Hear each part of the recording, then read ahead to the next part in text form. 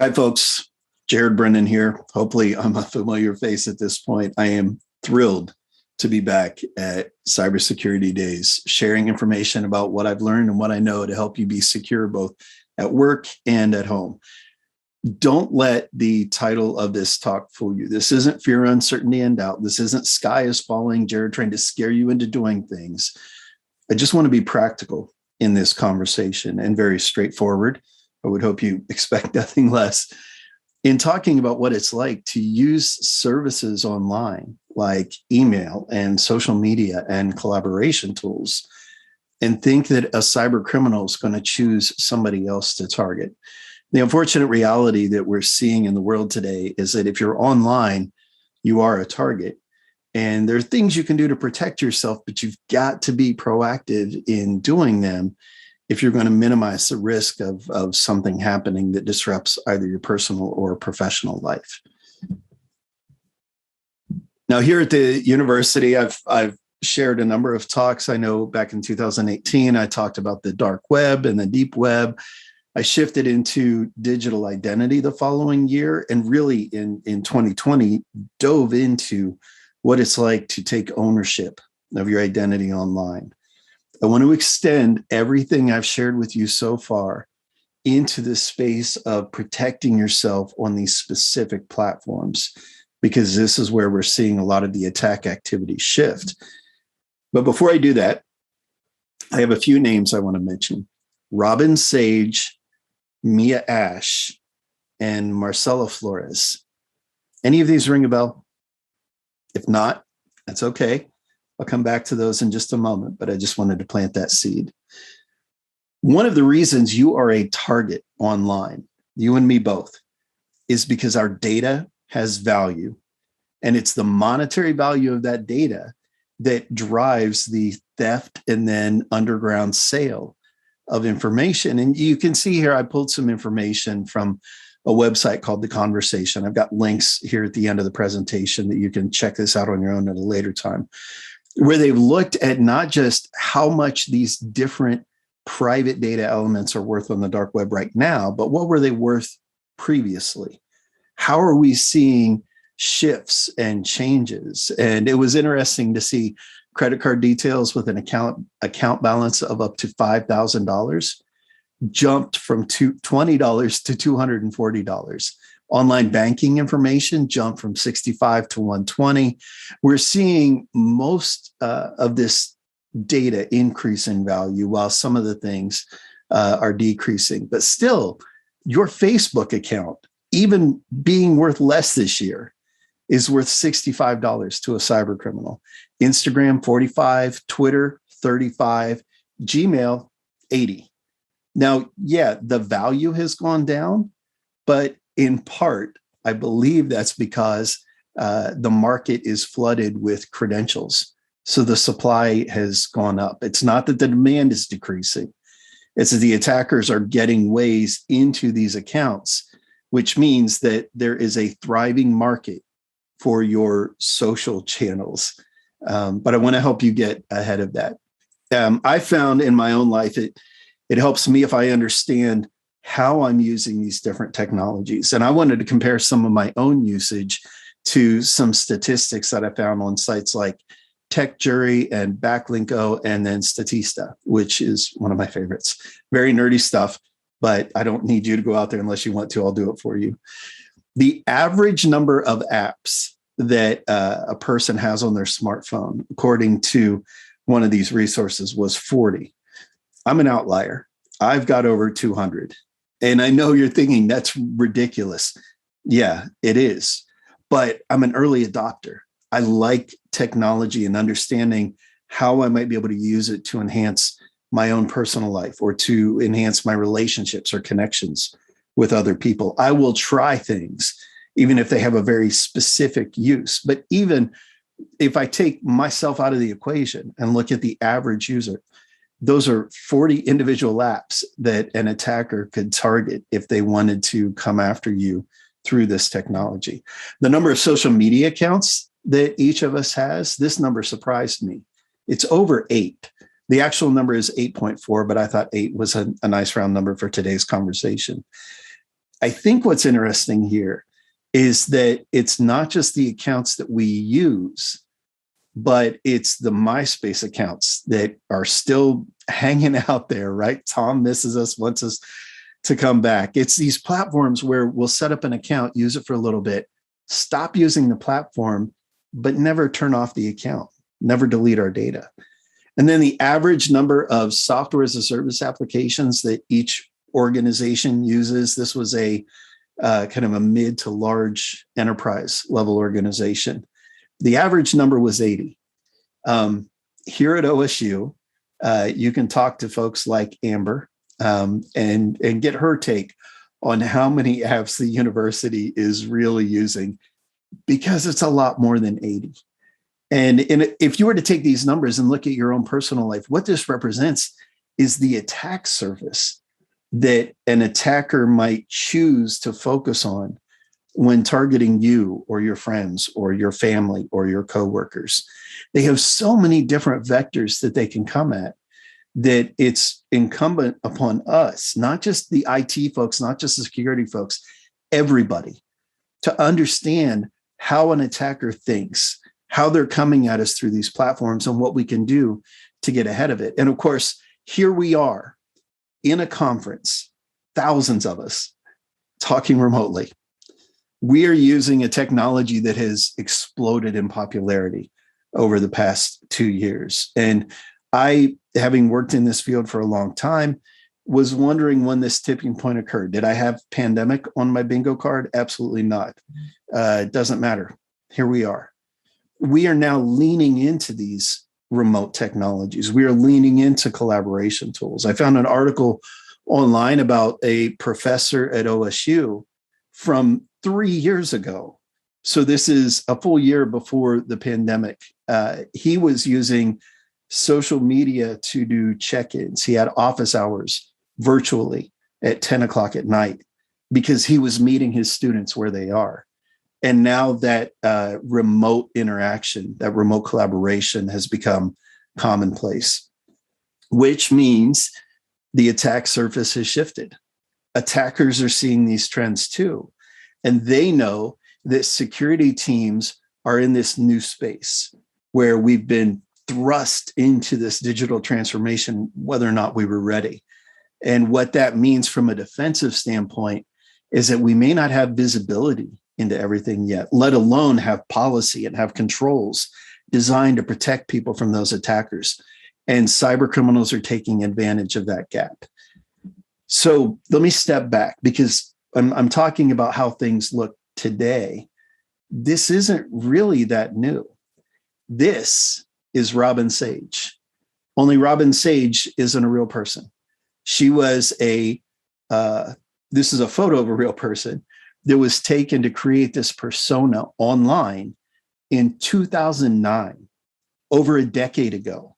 A pair of white hat hackers, security researchers, created this profile to prove that they could compromise other people in the security community by socially engineering them through social media. Now, fast forward to 2017, we see the story of Mia Ash, a very accomplished young photographer who, again, real person, although the Mia Ash persona is fake.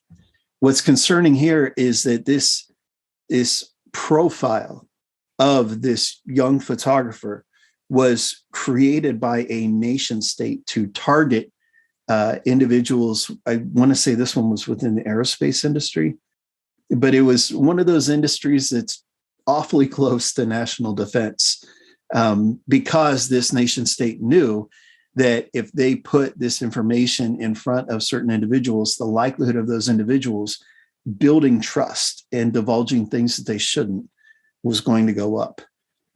And then in 2000, what was this? This was after Mia Ash. This was just this year, 2021. This is Marcella Flores, who is described in the article on Bloomberg as a flirty yoga instructor from the UK.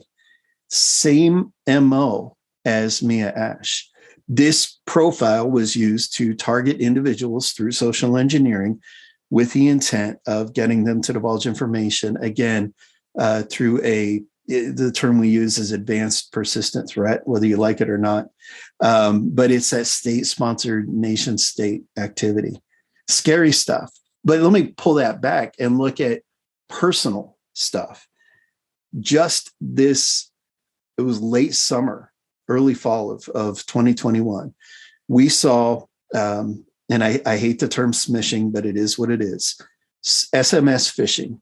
So phishing attacks over text message from another one of these state-sponsored groups, APTs, Advanced Persistent Threats, called Kumsong 121 out of North Korea. And what they were doing is they were targeting individuals initially on social media, shifting it over to text message, and then deploying malware to, in particular, Android-based phones that were more susceptible to the attack they were using. This just happened, folks.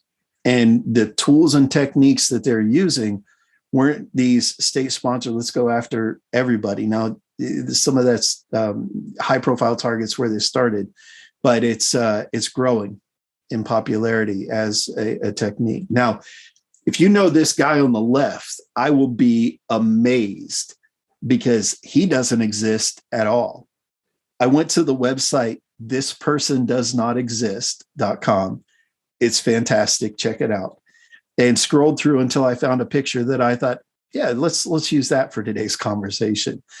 This website has an entire library of pictures of people that have been melded together from real people so that they look like a real person, even though this person, per the name of the website, does not exist.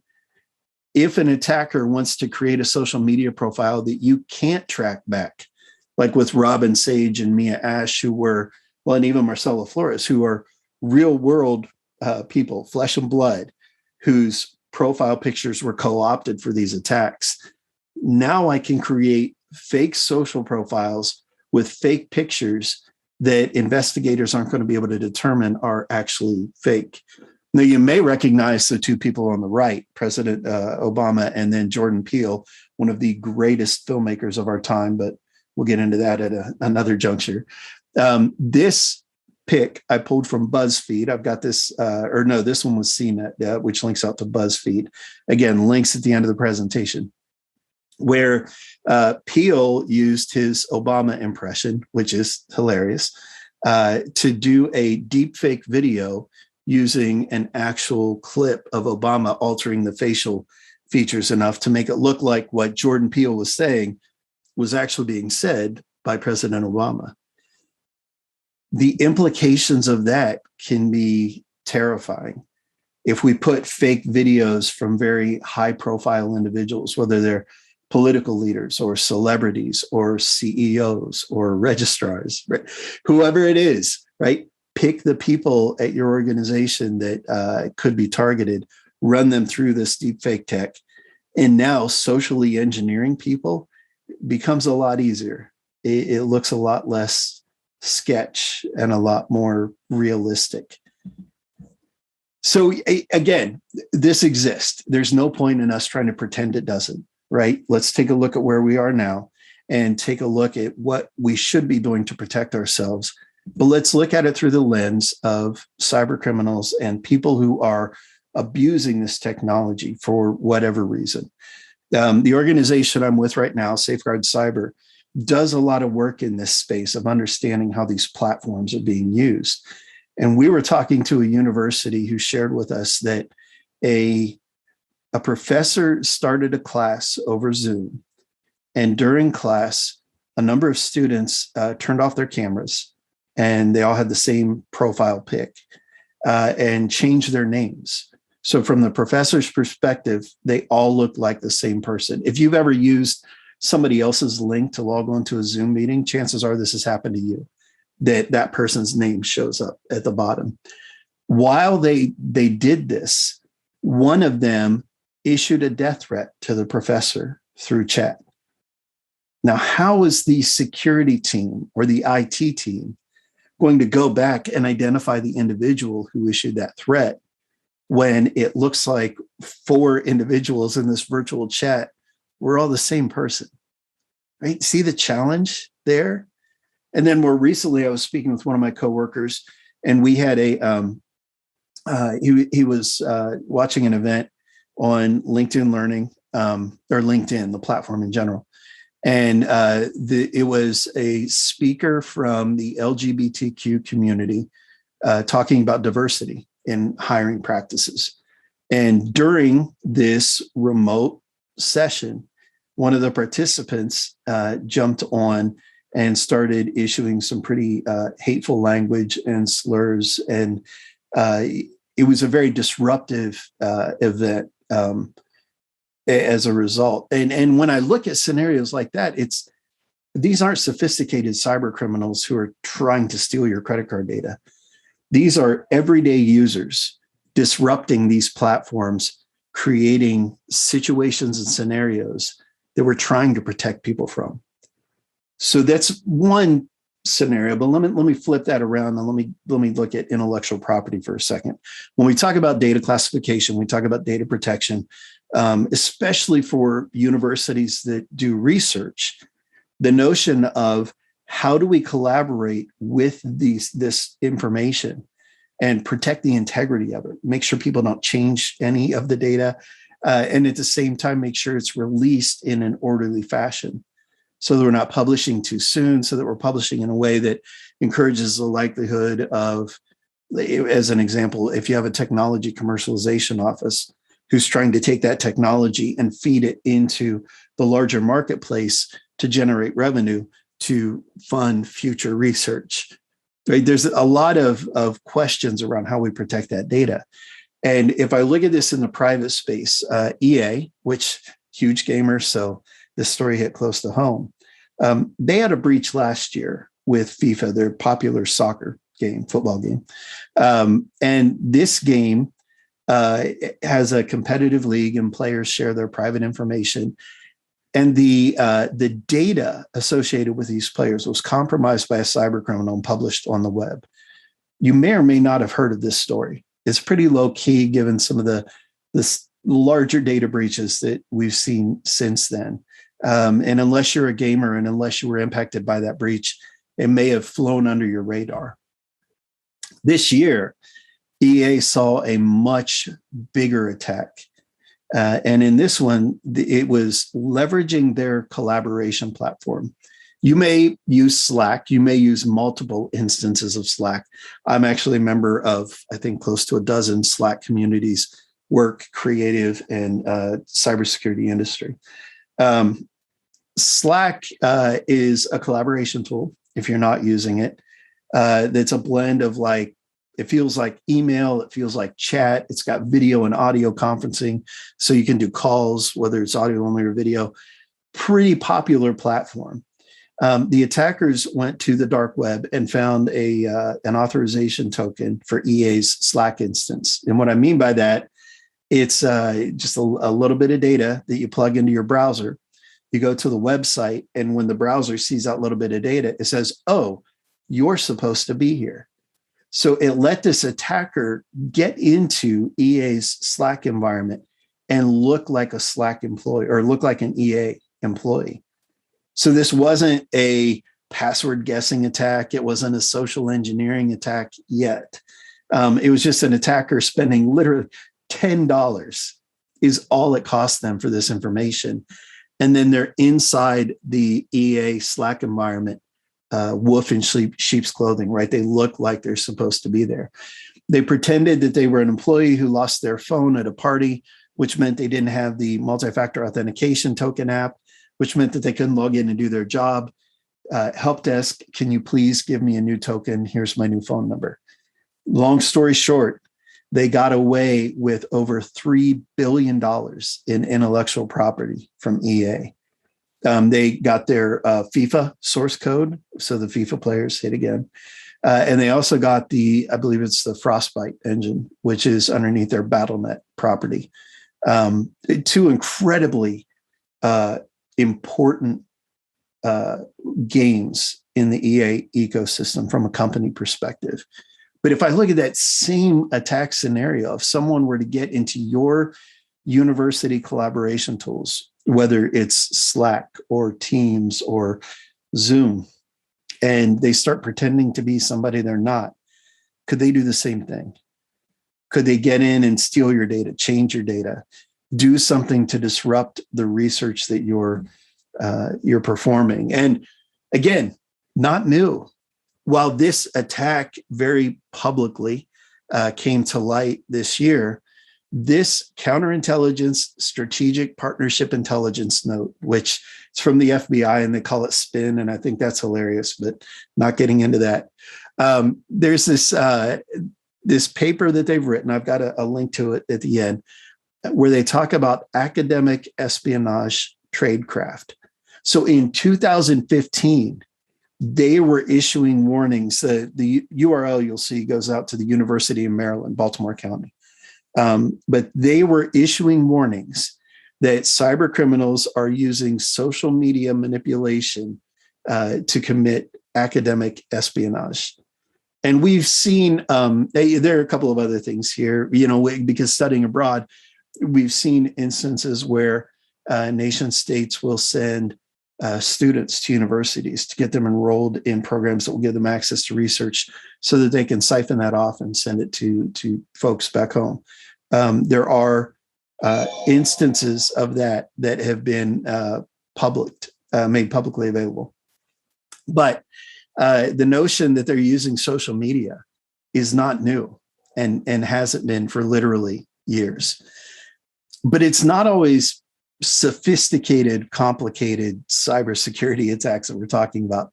Sometimes it's cyber criminals using open source intelligence gathering to pull data on you from public sites and public resources.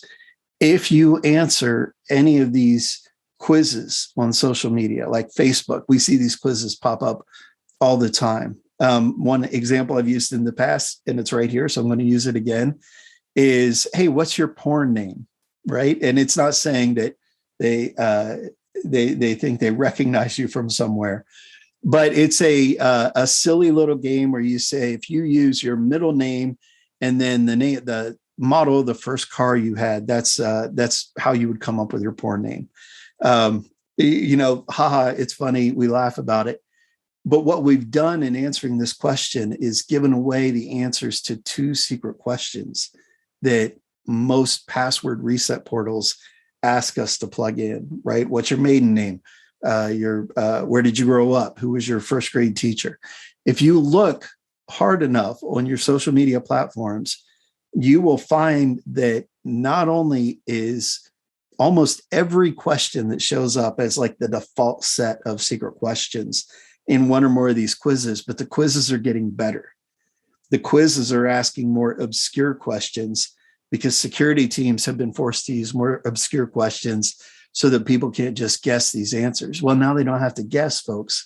We're giving them away. And this is an actual example of an email attack that I saw that came into my inbox. Now, fortunately, it went straight to my spam folder because the security behind the Gmail client or the Gmail platform identified that, yeah, this definitely isn't legit. But it's a very common attack that we see in business email compromise. We call it BEC, where a leader in a company supposedly will send you a message saying, hey, I need something quickly.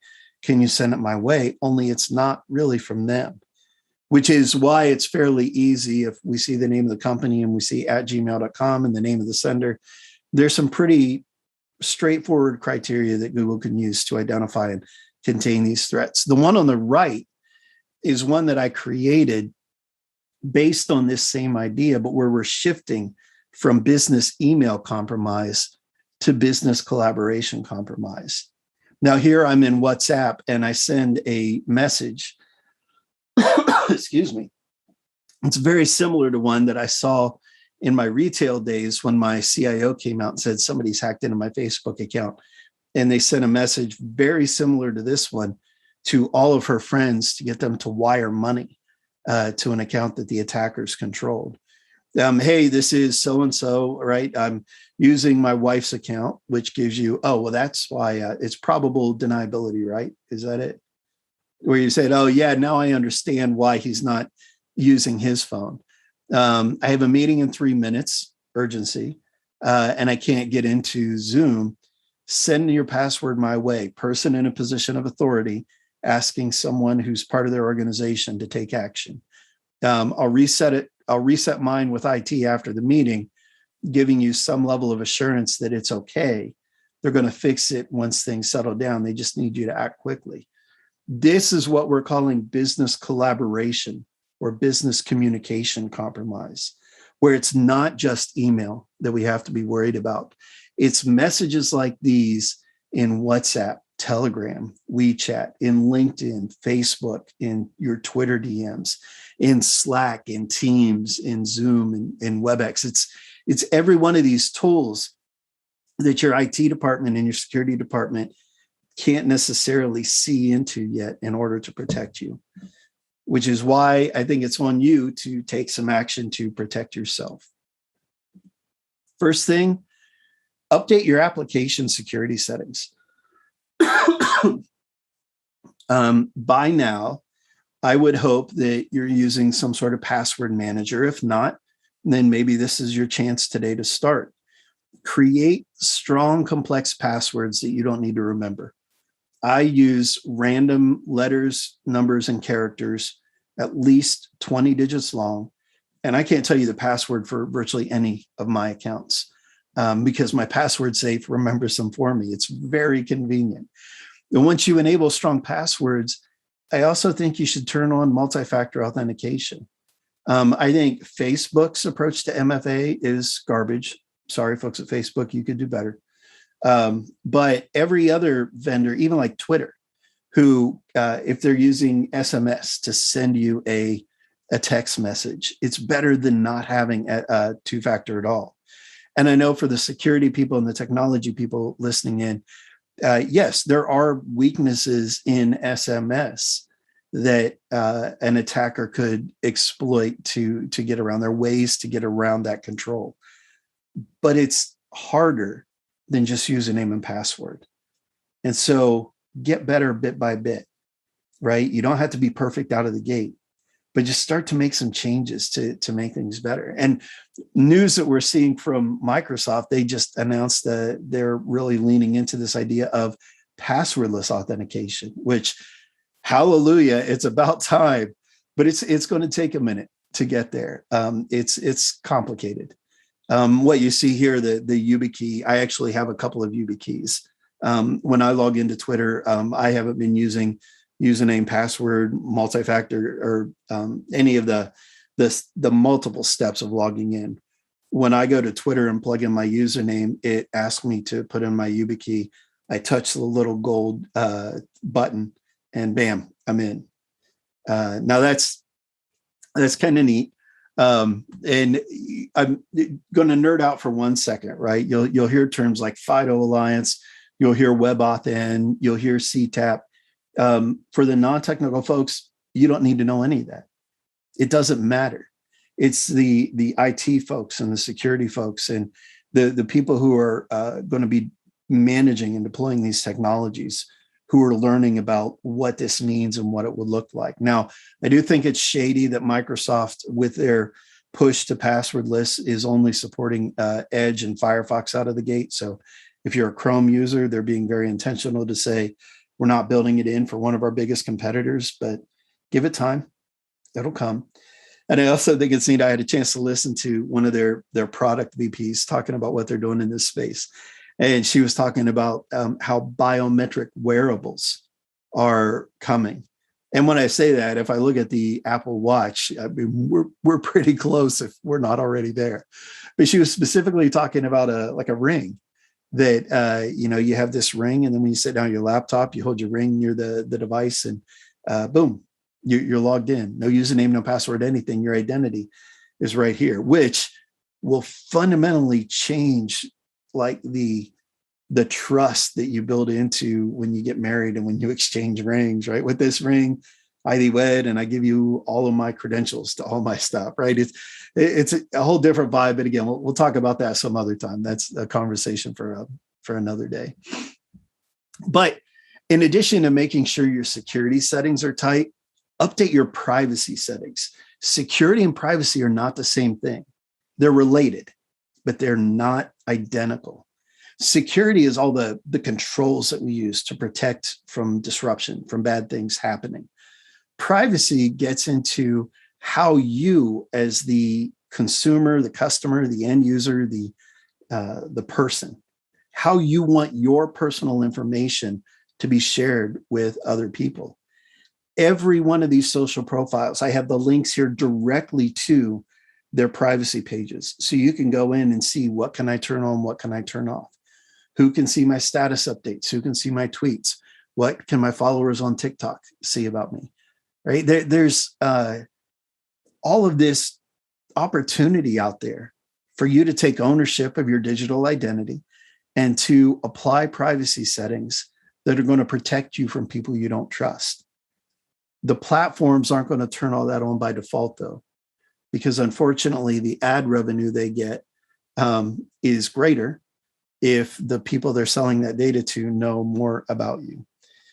So there's not a lot of motivation on them to make these changes proactively, but they are required through legislation like GDPR to at least give you the opportunity to do something about your privacy. So I would strongly recommend that while you're in there updating your security settings, update your privacy settings too. It's going to make it a lot harder for cyber criminals to find you, let alone target you. And I know that you're going through security awareness training on a regular basis. It's become commonplace for everybody. I want to simplify that for you.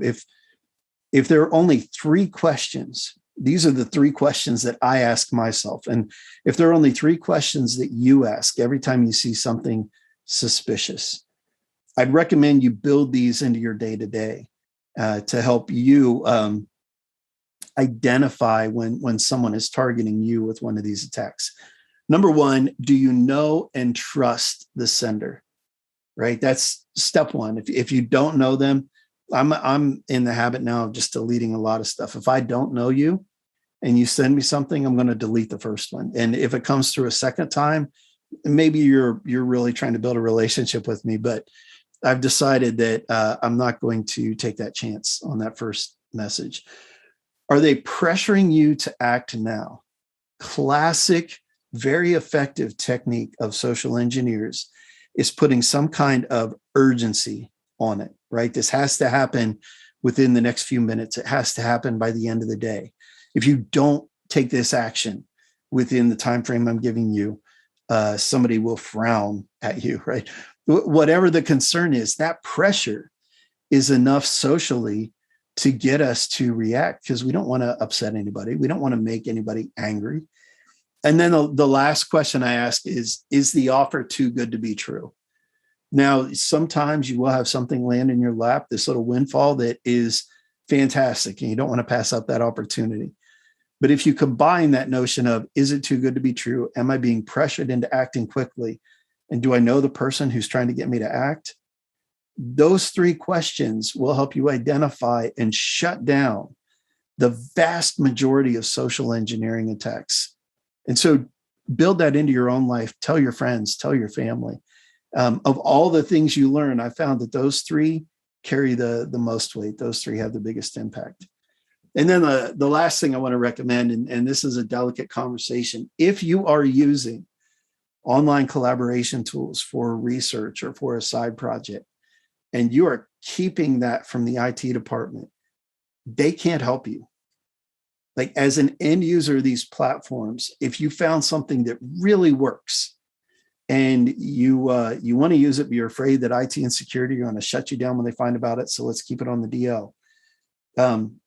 They cannot protect you from cyber criminals. If I get nerdy for a second, all of these applications can talk to different apps and different security tools using APIs, application programming interfaces. And it's all this automation that actually makes the internet work. These APIs have the ability to go in and identify like cyber criminals. Like, you can make an API call in to see some of these conversations and pull that data out and run it through some sort of analysis and say, this looks sketchy, right? I don't think we should trust this person. Or You could say, oh, this person has published some sensitive information in this channel, but they don't realize that everybody else can see it because of where they put it, right? They could step in and help you protect the integrity of that data, protect the people on that platform using these APIs, but only if you tell them that you're using it. And now for the IT teams and security teams, if you are making it so hard from a security standpoint for your researchers to use these technologies, they will not come and say, hey, can you make my job harder?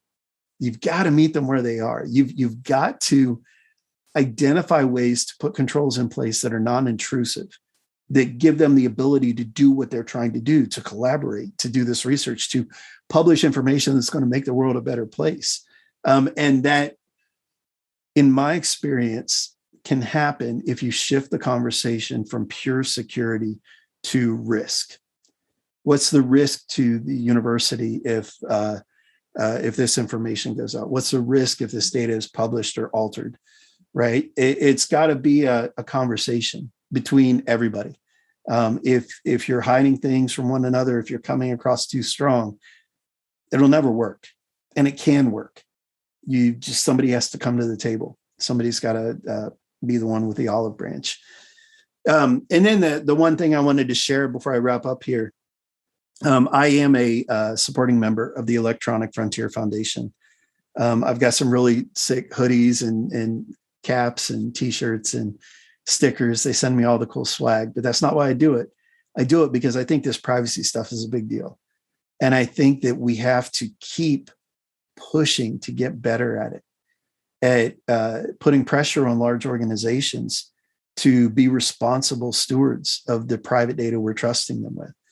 And likewise, we have to have people like the EFF representing that at a legislative level, so that as laws are passed, they're not too far in one direction or the other, but they work, right? They can actually help us protect ourselves and protect the people we care about, but still use these technologies in a way that that improves lives. So, as I mentioned, I made this presentation available to the conference organizers. So any of these links that I'm going to share, you can have. But my checklist, my takeaway for you here: update the security settings in your apps. You can do that today.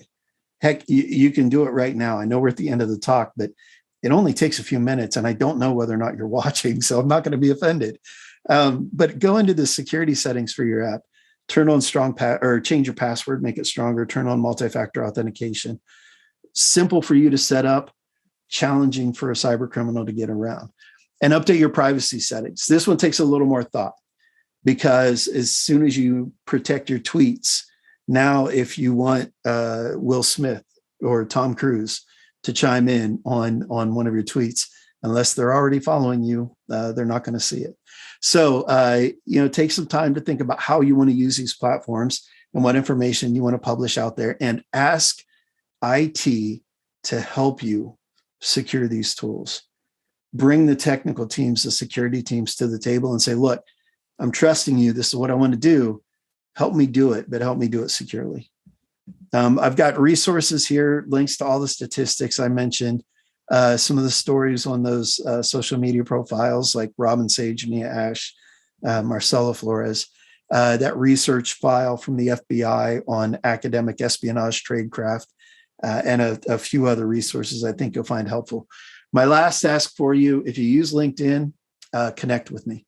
I try to have conversations like this online. I try to share information that I think is useful and helpful for people to stay ahead of these threats and ahead of these risks. And if you ever want to hit me up with a conversation, I'm trying to be easy to find, folks. I want to help. So this is how you can get a hold of me. Just reach out, and we can keep the conversation going. But thank you so much. I really appreciate you taking the time to work through this with me today. And I hope you're able to take it to heart, to apply it, and to do what you want to do securely. Have a good one.